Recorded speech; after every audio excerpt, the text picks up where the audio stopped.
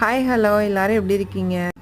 என்னோட பையனோட பேபி ஸ்கூலில் வந்து பொங்கல் செலிப்ரேஷன் பண்ணலாம் அப்படின்னு சொல்லிட்டு மிஸ்ஸும் அதுக்கப்புறம் ரெகுலராக வர பேரண்ட்ஸ் மட்டும் பிளான் பண்ணி சடன் பிளான் தாங்க பண்ணிவிட்டு நாங்கள் பொங்கல் செலிப்ரேஷனுக்கு எல்லாமே ரெடி பண்ணியாச்சுங்க.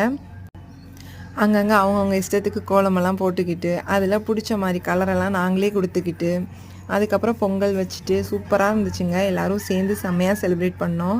குழந்தைங்களாம் ரொம்ப சந்தோஷமாக இருந்தாங்க.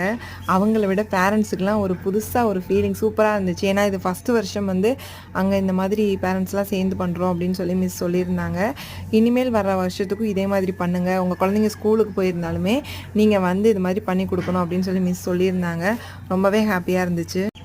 அது மட்டும் இல்லைங்க, பக்கத்தில் இருந்த ஒரு சிஸ்டர் வந்து தக்காளி சாதம், அதுக்கப்புறம் வெண்பொங்கல், சாம்பார் எல்லாமே ஸ்பான்சர் பண்ணியிருந்தாங்க. அதுக்கப்புறம் இன்னொரு சிஸ்டர் வந்து லெமன் சாதம் செஞ்சு கொண்டு வந்திருந்தாங்க. இதெல்லாமே சேர்ந்து பொங்கல்லாம் வச்சதுக்கப்புறம் எல்லாருமே சேர்ந்து உட்காந்து சாப்பிட்டோம். அதுவும் சூப்பராக இருந்துச்சு. இந்த வருஷம் வந்து திடீர் பிளான்னால ரொம்ப சிம்பிளாக இருந்துச்சு. இனி வர வருஷங்களில் வந்து கொஞ்சம் நல்லாவே பண்ணலாம் அப்படின்னு நாங்கள் பிளான் பண்ணியிருக்கிறோம்.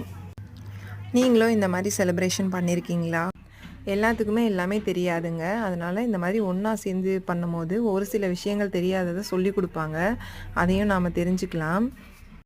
அதுக்கப்புறம் போர்டில் வந்து எனக்கு தெரிஞ்சது மாதிரி எழுதிட்டு பொங்கப்பானை கரும்பெல்லாம் வரைய ஆரம்பிச்சிட்டேங்க. செலிப்ரேஷன் 10:30க்கு ஸ்டார்ட் பண்ணோம். 1:30 ஆயிடுச்சு முடிச்சுட்டு.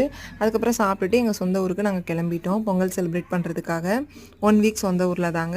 நீங்கள் எல்லோரும் எப்படி செலிப்ரேட் பண்ணுவீங்க என்னன்றதை கமெண்ட்ஸில் சொல்லுங்கள். இந்த வீடியோ உங்களுக்கு பிடிச்சிருந்தா லைக் பண்ணுங்கள், ஷேர் பண்ணுங்கள்.